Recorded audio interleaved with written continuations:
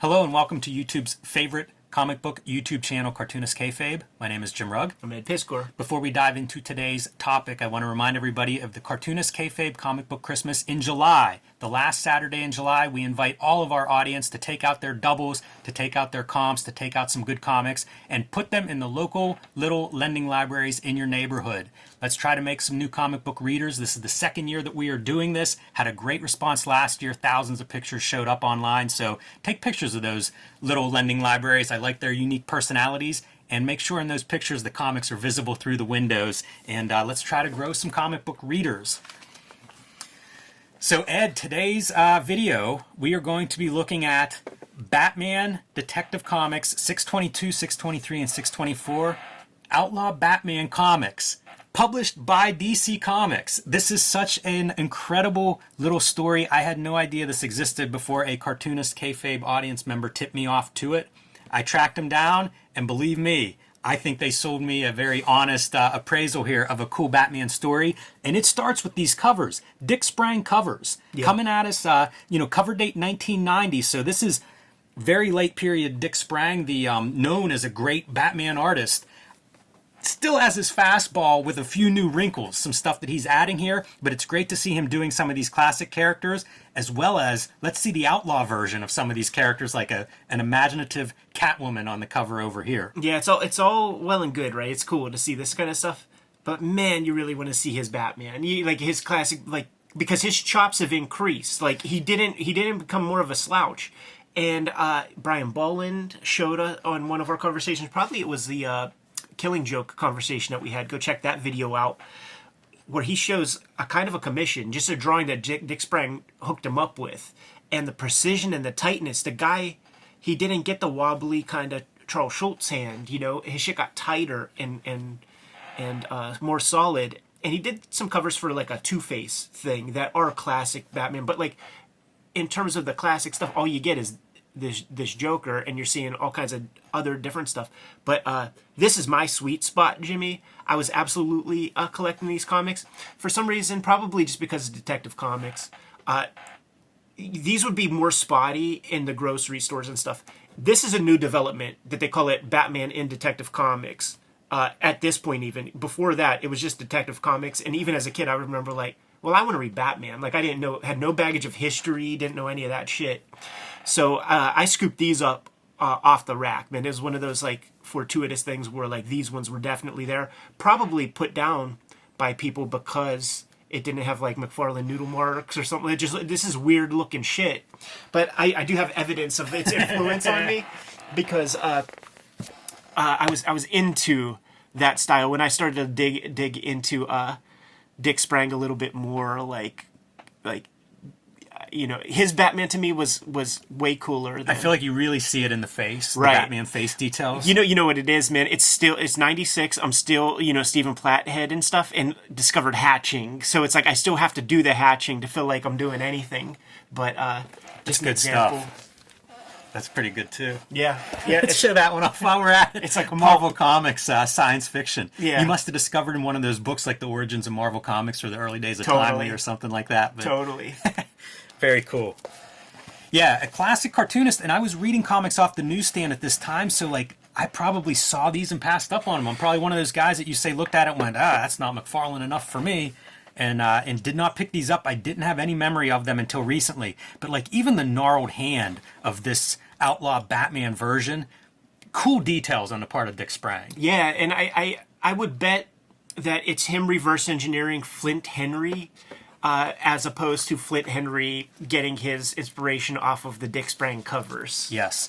And so right off the bat, man, as we get into the very first page, you see a double border around this page. For those reading at home, that's going to be your indicator of we're actually looking at the Batman comic within this comic. This is Hamlet. Yes. It's the play within the play, the comic within the comic, and they get two separate artists for these bits, man. Shades of Spawn here, right? Like we've got a demonic presence that's going to be influencing our Outlaw Batman. I mean, let's bury no leads, Jimmy. You take a little bit of Tim Vigil's grips, the fact that guy, I was going to say John Jaspers, but the Grips dude, Mr. We'll Grips. get to Jaspers next. Yeah, Mr. Grips, I forget his name, is a comic book artist. Exactly. And he moonlights as a superhero. And then Faust, which is what the costume looks like, closer to that than Grips. John Jasper's artist, fine artist. You know what I should do, Jimmy? There's a lot of crossover between, like, as we go through, each of these issues is going to have some of the Outlaw Batman comics in it. And if you're familiar with Faust, like, I probably know Faust from this era better than I know Batman comics. You just see these elements. There's a woman psychologist or psychiatrist that is involved with John Jaspers in Faust and is involved with the Batman in this Batman comic within a comic. It feels like too coincidental to be an accident, is the way I would put it. It would not surprise me if the writer, and I think it's John Ostrander, let me skip ahead here and find his credit. It would not surprise me if, in fact, Ostrander is familiar with Faust and or with Grips, because, man, it's such a perfect fit. You know, the timing is right, and it just feels like, yeah, I could see them. I could see those influences, wearing it on their sleeve a little bit. I was going to go run and grab the Tim Vigil Outlaw Batman pages, but I'll just encourage the people to watch that video Yes. to see what we mean if you're not familiar with that stuff. And Flint Henry... Oh, you know what? I wanted to just read this one line, because we're talking about some of these connections to other comics, and here's this demonic creature coming up. There must be some way, some means by which I may set to rights the evil I have spawned. That's so funny. John Ostrander and Flint Henry worked together on Grim Jack comics that are like after the Tom Mandrake ones. Mm-hmm. So like I know the tandem. These guys have history together, and Ostrander knows what that artwork is, and it's all this little bit of black, and it's like a little bit of fuss and noodling all over the place. Like in an era of this kind of newsprint, you never would see this kind of noodling. You know, you run a lot of risk with that stuff. Yeah, I was thinking of Flint Henry and how, you know, like he's coming, I think, from 2000 AD as the other place where his work would have been, you know, developed and seen by an audience, and that is such a different flavor. I feel like they're almost leaning into those qualities. As you say, Ostrander knows what you get with Flint Henry, right to the artist's strength. Isn't that what the best writers seem to do? Totally. And doesn't it almost look like that Zero Tolerance era Tim Vigil? That's the other reason that this stuff reminds me so much of the Vigil work, because like visually there are a lot of crossovers, and here what we see is our Bruce Wayne character, not Bruce Wayne in the comic, because nobody knows who Bruce Wayne is, or that Bruce Wayne is Batman in this world, but you see him merging with this demonic presence, and even the coloring, pretty exciting stuff to cross him over to the dark side. Now, up to this point, have we just been looking at comic within a comic? All comic within a comic. Okay. And this is the debut of the Batman within this comic. So what we have, the story here, is there is a cartoonist in Gotham City who is making Batman comics. Bootleg, essentially, because he doesn't have a license. He's not getting a license from Bruce Wayne to make these comics. So he's just going out and making up this Batman comic, but it's centered out of Gotham City. So this episode is brought to you by the Cartoonist Kayfabe Patreon. 3 different levels will give you access to our videos early, and at the King Kayfaber level, you'll get access to all of our videos as well as the recording session. These videos are also brought to you by the books that we make, and we've got a big year ahead. Coming up from Ed Piskor is the Hip Hop Family Tree Omnibus. You see it on screen, gold foil. This is going to be the beautiful book of the season. 500 plus pages, including all of the Hip Hop Family Tree comic, plus 140 extra pages just for the Omnibus. Pre-order that one today. There's also a big collection of X-Men Grand Design, all 3 of the Grand Design X-Men volumes in one convenient location. That'll be out before the end of the year, perfect as a holiday gift. And the final season of Red Room, Crypto Killers. Issue 1 is already out. Issue 2 on the right here, coming very soon. An entire series, every issue self-contained. The perfect jump-on spot for new readers or longtime Red Room fans. My next book is Street Angel Princess of Poverty, coming out later this year from Image Comics, the homeless ninja on a skateboard. This collects all of the Street Angel comics that are not in Street Angel Deadliest Girl Alive. Also available in back in print from Image Comics. Hulk Grand Design, oversized fluorescent green Treasury Edition now available, and the first young adult graphic novel, The Plain Janes. And my latest comic book, True crime funnies, self-published, written and drawn by me, featuring 3 nonfiction short stories, available now on my website. And now back to the video. Look at that, man, using a little of the Dick Sprang on the Yeah, the self-referential kind of stuff like that. It's almost that loop, you know, where we're going like in and out of this comic and the reality around the comic. But you see, I think this is a really good decision. I think it's Mike McCone is your artist for the non-bootleg comic. So it's a very different style. It's extremely clean line. You know, you see a lot of these kind of like tight verticals, normal clothing.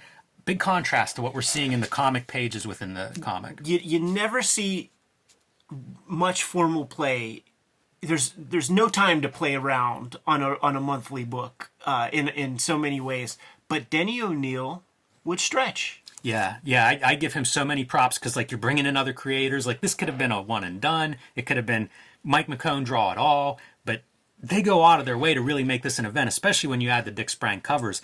And Alfred is the guy who brings up, hey, Bruce, is this an issue? You know, somebody's doing Batman comics. And Bruce Wayne just plays it off. I have more pressing matters elsewhere. Yeah. So, you know, we're going to go on from there. But I always love whenever you see a comic book artist within a comic doing his thing. So you do get, we're going to cross-cut back to the comic book artist creating this throughout the story. The publisher is like, listen, I know what I pay you. And you could definitely live in a better place than this. And the cartoonist is like, I don't have time. And it reminds me of like when I moved here, it took me a year to like unload some boxes and stuff like that because I was on that weekly deadline with Hip Hop Family Tree, and every Tuesday, new strip. So I would be working all the time, and I did not move in here for over a year. I never stepped foot into that front room for over a year. Like one of the things was like I hate wood paneling, you know, so I'm like I don't ever want to be in that room ever. But then I'm like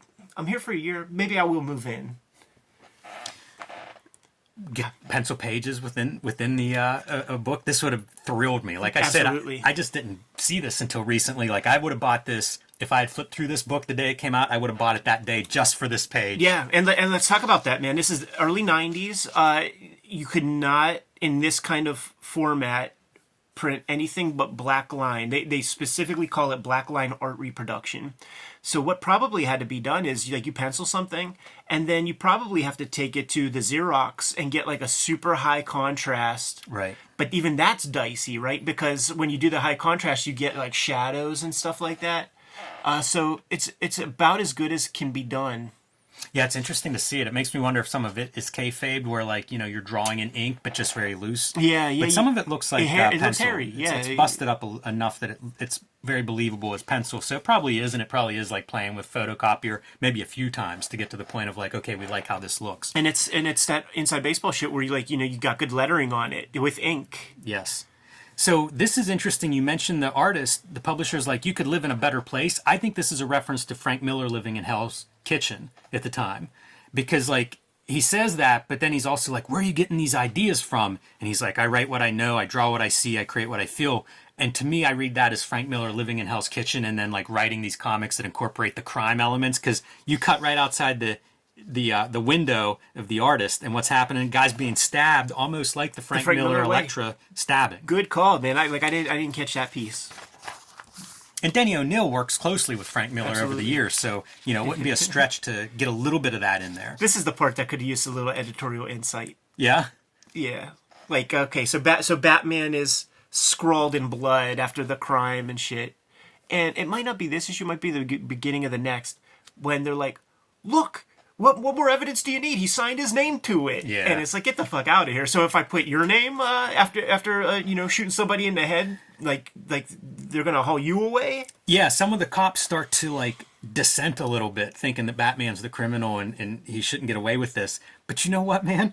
He's definitely breaking lots of laws, and here he is hanging out with the police commissioner in front of a dozen cameras, and it's cool. He's a good guy, right? You can't shy away from this color, dude. Yeah. Using the red for the foreground, amazing color here. If you just showed me this, I would wonder if Michael Golden did all of it. Pencils, inks, and color. I think this guy's good. Like, I like how this, like, the straight stuff looks. I think it's pretty strong. The Batman, I think, is pretty nice. It's like a really dark Batman with just these highlights on like his... like a leather cowl. Yeah, it's certainly some Mike Golden influence, I think, at the very least. Okay, so this is an interesting wrinkle because, for context, and in pop culture, Rush Limbaugh is coming to the fore, and talk radio is definitely a thing. You know, Stern has gotten beyond just the New York, D.C. area.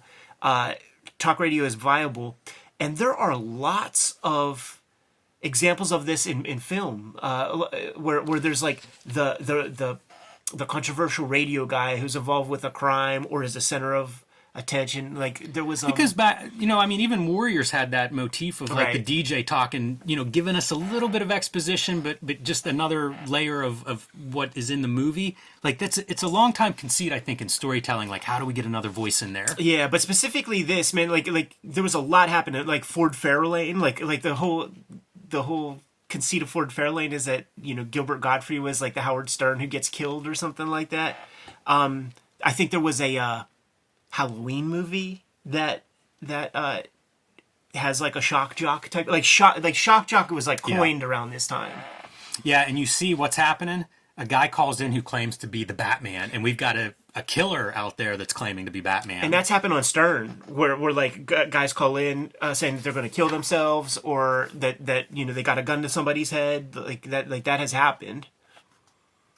Yeah, and you see our shock jock communicating with his producer, like, we got a legit guy here, like, what's going on? And he starts to reveal information about the crimes that is not public information, proving it's clever the way this whole comic is put together.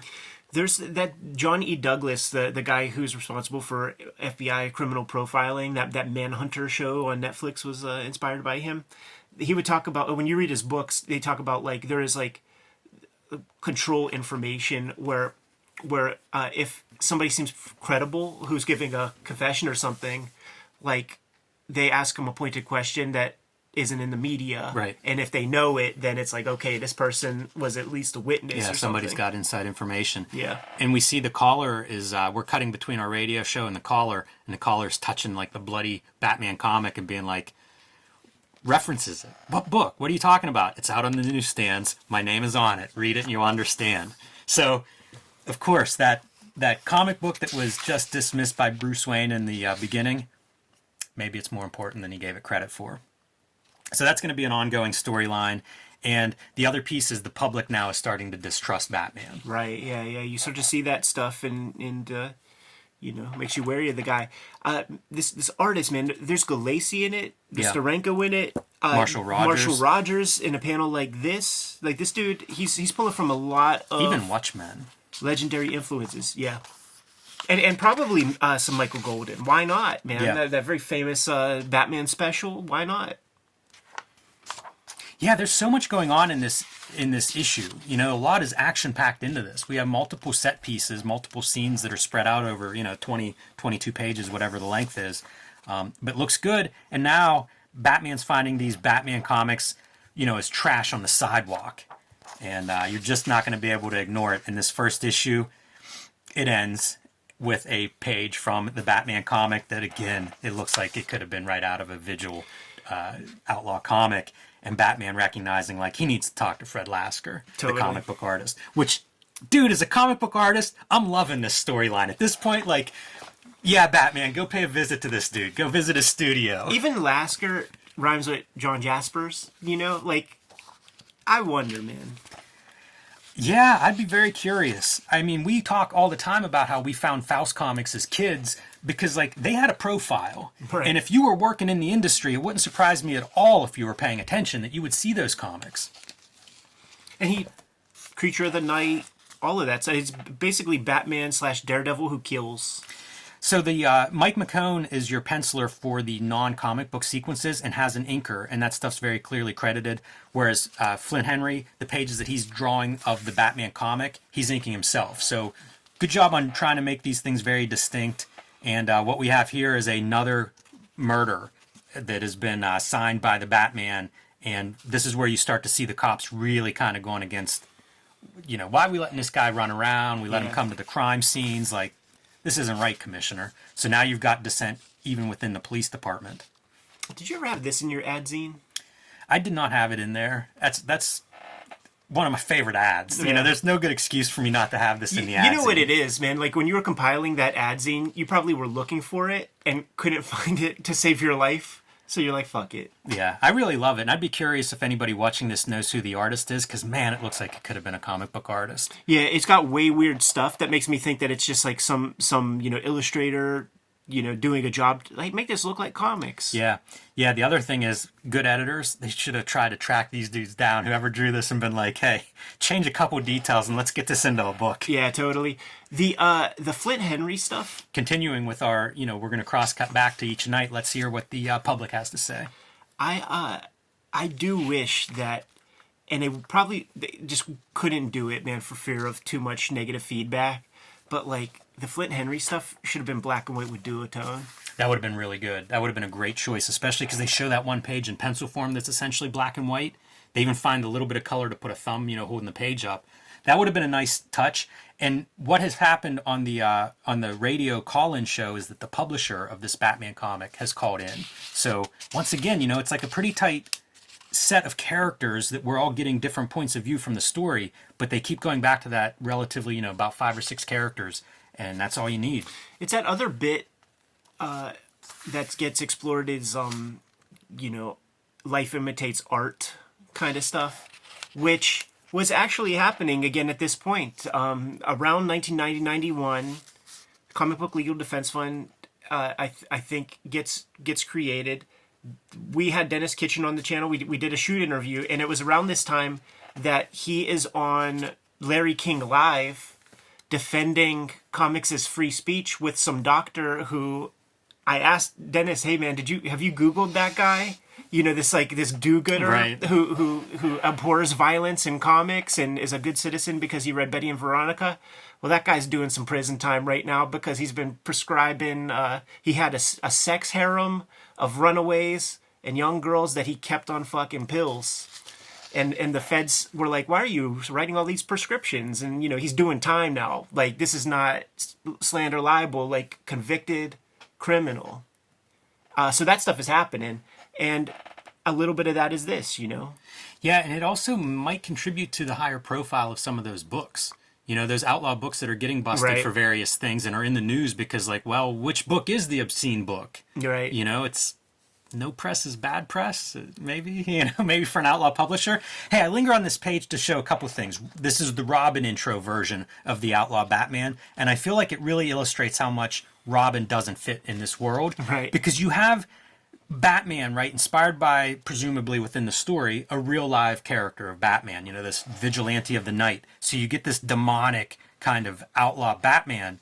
But Robin, how does Robin make sense in a world where, like, you have this almost evil spirit that's protecting Gotham, and then you have this colorful kid, and it feels awkward even in here. But then you have, like, references to earlier Batman comics of the Joker talking about "I'll kill you myself" in regards to Robin. So kind of neat, like they're really getting to play. And then you turn the page, and this is your ad in the middle, like. Man, how much comics have changed? That's porn to me, dude. like I got that TurboGrafx 16 based on that ad, man. It's like comics within comics, and I like to imagine reading this. This is actually a spread in the Batman comic within the comic. But you see just going nuts with the Flint Henry nightmare version of Batman. And it's funny to see this Batman and then think, like, within a couple years, Kelly Jones is drawing Batman, and the official Batman's not too far off from this version. Yes, yeah. Certainly inspired by the Wrightson, but everybody was inspired by the Wrightson who went that approach. And Tim Vigil on his Batman pages basically went that approach. The Robin is not far from the Wally Wood Mad Magazine Batman and Rubin, Batboy and Rubin story, the proportions of him. He's kind of tall, lanky, Baby Huey-ish. I was going to say, like, the Brat Pack. Once you get to see Rick Veitch taking on some of these mascots and teen mascots. That's for sure. Badass Batmobile. You could see that being a toy. Totally. And like, great texture. Like, the leather of that chair, that seat, like, the light is cast on it exactly correct. It feels really right. The Bat Hound is one of the inventions of this comic. Yeah. You know, I think of like the Hounds of Hell or something to add to that Batman character and keep that motif going. But you know, you can see like once again, I think of Watchmen, right? The classic street corner of Watchmen. A lot of comics references throughout this story, and some of them are probably accident. You know, it's a happy accident. But I also think like when you do a story like this, if you have a happy accident or two, you can just put it in there as like chalk it up as part of like we're doing comics about comics. Yeah. So if you see a couple extra references in there, even if they weren't intentional, they fit. This colorist is doing great work too, like really calling to mind the attention to focal points. Yeah, and making a difference between like we're not in the studio here, you know, we're in this phone booth, but now we're back in the studio. Well done. Yeah, and it was a very limited palette these guys had access to. You know what? I will call this one out too. I like this cityscape a lot. That can be a hard shot to do something interesting with. I always think about doing a zine of like non-human figures, and I think that's a pretty nice cityscape, and it's a nice vertical shot, not too big. It's another Galassi, Steranko-ish Very vibe. much. I don't know Mike McKone's work. I don't either. It doesn't ring a bell. Yeah, probably something of a journeyman, you know, like clearly capable, but also never achieved that image number one kind of. And you know what it is, man? Like the guys who achieved those statuses, they just had a run. You know, like he might not have had a run on anything. Right. And here's Batman in the morgue while the I don't know if it's a mortician or you know what his title is, but he's reading the Batman comics while Batman's looking over the body to try to figure out some clues. It is such a chaotic. It has such a perfect energy. You know, like they nailed it with Flint Henry for this. And he nailed it. Like Yeah. his delivery is just perfect for this stuff. It feels scary and dangerous compared to like the Mike McKone version. Yeah, it's really funny because you know, just in my own with my own work, right? Like doing the variant covers for Red Room. I wanted to ask some of the famous Outlaw artists to do covers, but in talking with them and dealing with them, I as an editor myself, like I felt no confidence that the marks would be hit in time of deadline in the conversation. So I could see Denny O'Neil having that issue where it's like maybe you want one of these like fringe dudes, but when you talk to these maniacs, man, they could be pretty far out. So you have to find a guy who's far out enough, but that can hit the marks and reliably work within that system. And Flint Henry really showed up here. Are we milking David Mazzucchelli a little bit for the masthead? Is that what that is? Absolutely, 100%.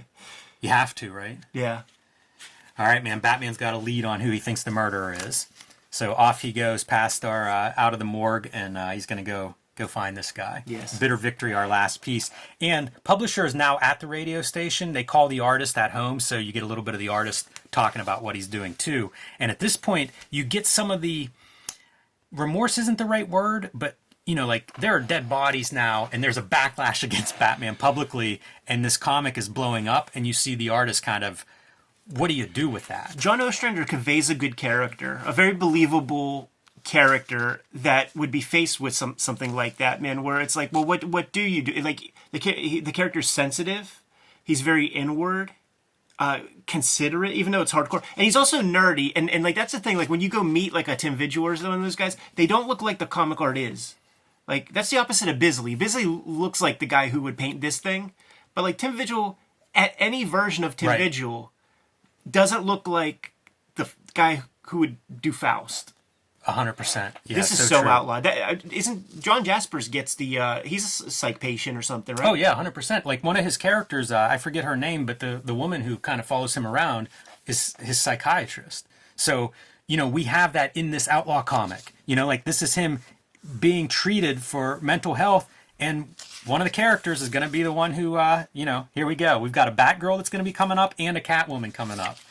So it is really, the parallels are uncanny.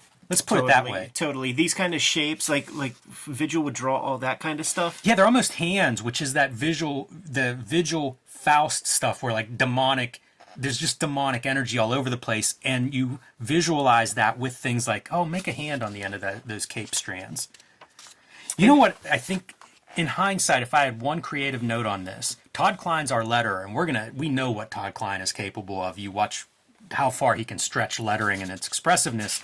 I think that if you had a different letterer, or if you told Todd Klein, like, throw out your lettering guy, or do something to make this, to give the lettering a little bit of that chaos energy, I think that would have helped, because the lettering is consistent between the comic within the comic and the rest of it. And I think a difference there would have been strong. But that's one of those things where you start to draw attention to the lettering as soon as the lettering becomes a little bit weird. And that can really take people out of it. Yeah, true. I mean, like if you were just completely consistent, so like you have a black and white page, and then you do something. You know, it could be as simple as doing the lettering with just a rapidograph. Yeah. You know, because he's clearly using those dip pens and stuff here. But that is the lettering is the one piece that they never really explored deeply in like the DC comics of the 80s. Because, like, Dark Knight, the most comic book-looking part of it is the John Costanza lettering. You know, that's the most classic, like, average, regular comic book aesthetic. The place they do it a little bit is Batman Year One. And I think that's a Todd Klein job, because you get about 3 or 4 different voices in those letterings. Yeah, so it's true. It just feels like, give us an Outlaw lettering thing, and it would be fun to see Todd Klein look at, like, self-published work and basically critique the lettering by, you know, emulating it. It would be like, because, like, dude, I bet you're even this way yourself, man, but like lettering long enough, it's like you can't even get outside the lines. Like when you lay your grid with your Ames guide, it's like no matter what you do, you can't letter up past it. You're just like so. You freehand letter. Like I freehand lettered. There are whole Street Angel books where it was like I'm not rolling one line for the lettering. Yeah. Because you're right. Like once you get into that lettering grid, you programmers, 20 years of hand lettering, you're gonna program that. Look at that for really awesome lettering, or I mean lighting. You know, the color effect there as the lightning strikes. But here we go. Like this is the psychiatrist who treated the guy Batman thinks is responsible for the murders, and she basically let him go. And they explain it as like his insurance ran out, right? So she gave him a clean bill of health and put him out. And that's going to be her career. You know, like that's what you're seeing here is she reluctantly admits to Batman what she did. And now it's going to be like, I got to go find this guy and stop him. And even that, she's reluctant. Like, don't blame me.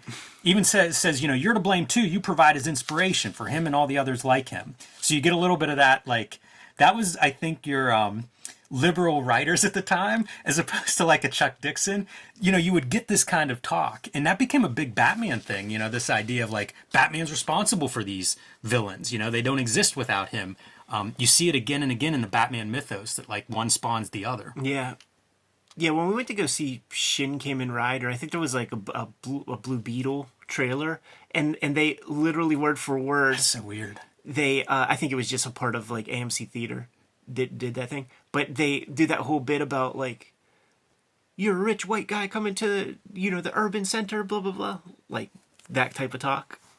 It's the psychology on Batman is some of the silliest writing in comics. It's you know, we talked about it on our Superman video. Like Batman is also a vestige of the 30s, and the people who were reading those comics and the people who were absorbing culture at that point were freaked out and scared of the King Kong stop motion animation guy. It was just way less access to information, much simpler time, and when you try to update it, it's tough, man. Great hands. Oh yeah. And pentagram in the middle of your rooftop here once again. Full Faust. Totally. Full Faust. And here comes our Catwoman interpretation. Look at that. I like it better than the Halle Berry version. That's a disturbing image, right? It is. It's very Outlaw. She reminds me of something. Those crazy eyes. You know, those are almost James O'Barr eyes. There's a panel in that Charles Burns trilogy that looks like this. Yeah. I'll have to put that on screen for comparison's sake, because it's one of my favorite panels. And now our comic book artist has admitted this is it. We're going to finish this issue and that's it. This is the last Batman story. The art in this is interesting. I see a little Gil Kane. I see a little George Perez. And I definitely see that Marshall Rogers, like with the backgrounds with the books and stuff. The rigidity of the line makes me always think of Marshall Rogers. And dude, again, Flint Henry killing it on these pages. Yeah, his stuff, man, like his Grim Jack was so arresting. And it was the same kind of mark making. All these like little ticks everywhere, like all this kind of like little bit of blacks and weird spots. Bending the body up and around really well. I love all the little studs on her costume are great. And that's what I think of with Flint Henry is like the detail, putting on like all the little tiny spikes and grabbing Batman by his ears. Yeah. That's superhero sex. We've said it a million times. Yeah, man. there you go. Pulling the soul out of our Batman, right? This is where it gets like, once again, no different than Faust. Yeah, exactly. And here is our psychiatrist that was trying to help out, kills the Catwoman character in an effort to try to free Batman's soul. Exactly Jasper Johns. Totally. And I mean, this is like Omen or like one of the EO or like that era of visual work, man. The visuals there exactly feel like a reference like to it. like that pose is in there. All right, man. So cut back to real life, and Batman's closing in on the guy who is killing people in his name, and he looks like an extra from Dark Knight. Totally.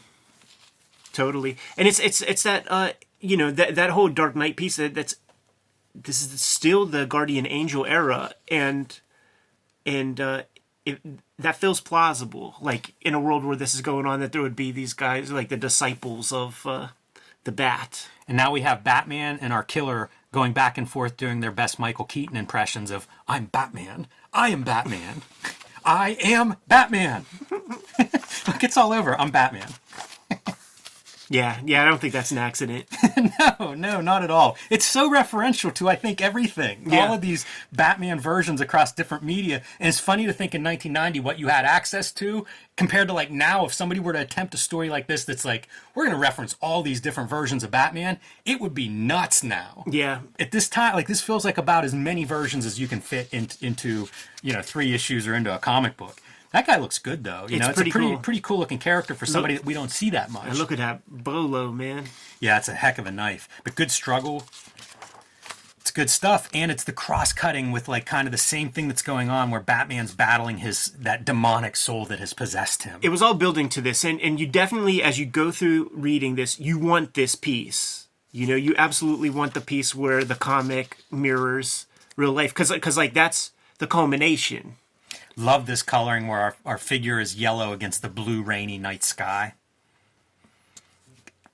And getting it as a spread, it's just really perfect. Now we're going to Stephen Platt, Bloodstrike versus Prophet territory, dude. Yes.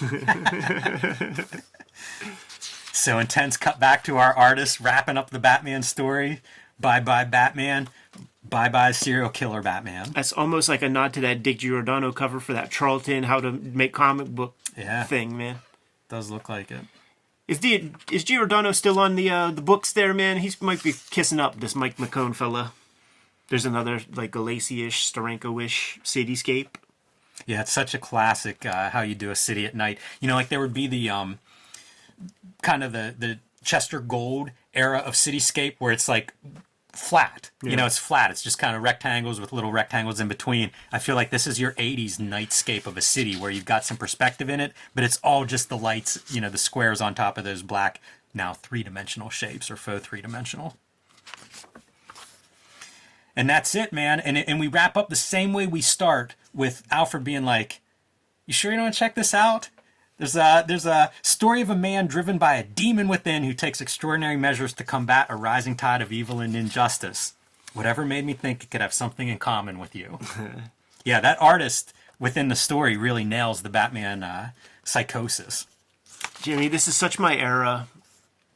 I got a pretty solid run of Batman from year 1 forward.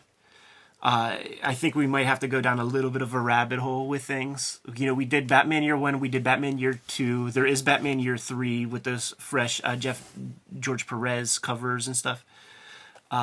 There's the much hated Max Allan Collins run that is directly after year 1. Like the first issue of that is Chris Warner on art, and people hate it because it's following year 1. Yes. So there's that, but it's Jason Todd is reintroduced and stuff, and people that's setting up the stuff that makes everybody hate Jason Todd. But you put me like dusting these off, like I'm now rereading that shit. You know, I'm looking at all that stuff. I've identified the Batman comic that I was able to like grab off the rack and like read for the first time. You know, because I was grabbing this stuff just like to look at and try to infer upon what the story is. But you know, that's pretty early on.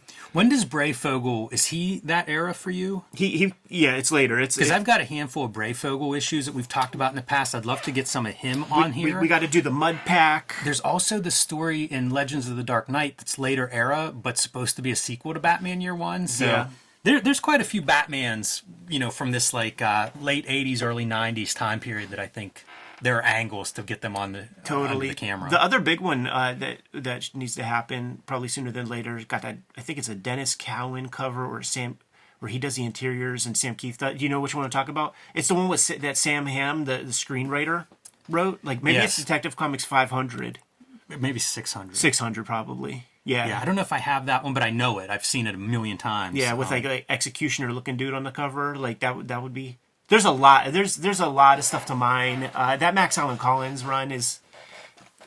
I didn't know that people hated it. Right. I had no idea that people disliked it because like I liked it a lot, but you could tell that even Dave Cockrum, who was drawing a couple of them shits, didn't like it. That's funny. Yeah, I don't know those at all because you mentioned Chris Warner drawing some of them, and I knew him from Predator. You know, kind of got on my list. It was. So I'm always curious to see his like non-Dark Horse work. It was a crazy run because it's like a couple Chris Warners.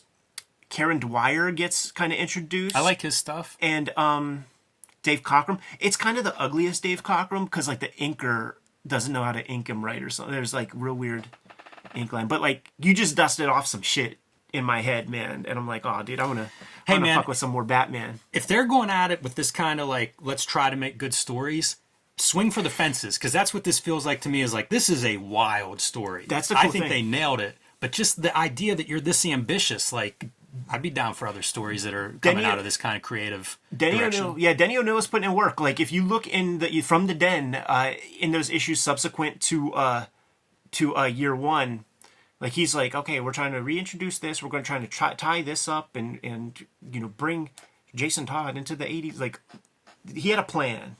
Yeah, and I'd be remiss if I didn't quote John Byrne and say Dick Sprang, the only artist whose name is also a sentence.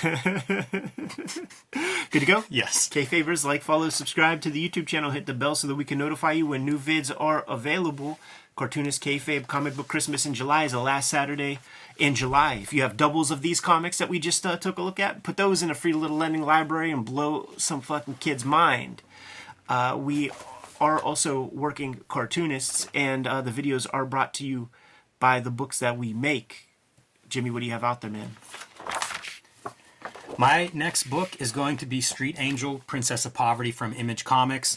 Along with Street Angel, Deadliest Girl Alive, this will collect all of my Street Angel comics in 2 handsome volumes, perfect for a set on your bookshelf. You can also pick up Hulk Grand Design and the Plain Janes, still in print. And my latest book is True Crime Funnies. I self-published this, wrote and drew all the stories in it. It's 3 nonfiction stories, and you can pick this one up on my website starting very soon, if not already available there, while supplies last.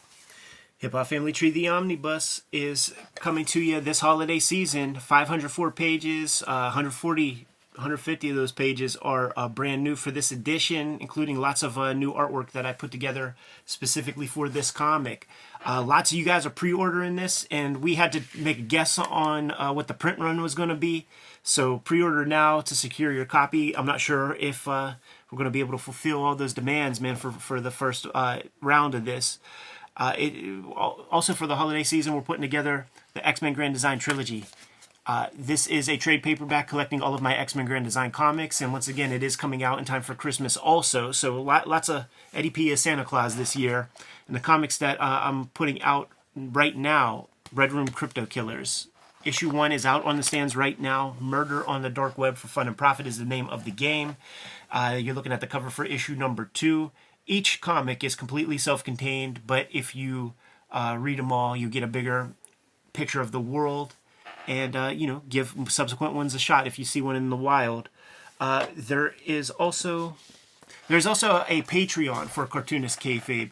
The King Kayfabers on the Patreon completely mitigate the kayfabe effect because they get the videos before anybody else. And a good chunk of them are hanging out with us in this live stream recording session right at this very minute. But there are other ways to support the Cartoonist Kayfabe channel. Jimmy, give them the scoop. Subscribe to the Cartoonist Kayfabe newsletter at the link under this video. You can also find Cartoonist Kayfabe t-shirts, merchandise, hats, mugs, fanny packs, and stickers, and so much more at our spread shop. That link is also under this video. All great ways to support the Cartoonist Kayfabe channel. Give them those marching orders and we'll be on our way. Make more comics.